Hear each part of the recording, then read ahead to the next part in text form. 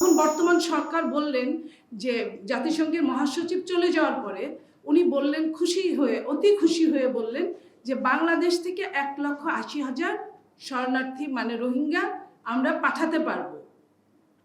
পাশাপাশি উনার আবারও কূটনৈতিক উপদেষ্টা কিন্তু বললেন যে এটা অসত্য বক্তব্য। এবং আমরা কি দেখলাম, যদি ওইটুকুতেই সীমাবদ্ধতা থাকতো একটা কথা ছিল, আমরা দেখলাম উল্টা আরো 1 লাখের অধিক রোহিঙ্গা বাংলাদেশে প্রবেশ করলেন।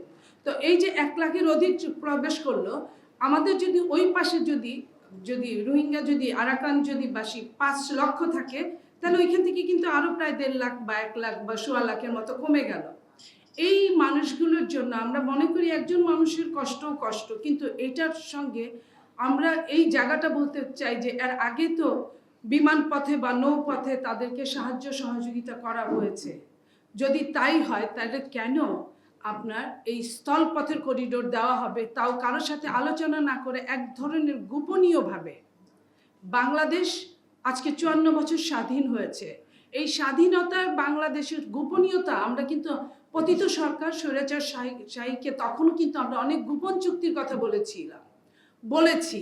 তো এই সরকারের যদি এতই সম্ভব হতো, তারা কিন্তু গোপন চুক্তি আগের সরকার যা করেছে প্রকাশ করতে পারতেন।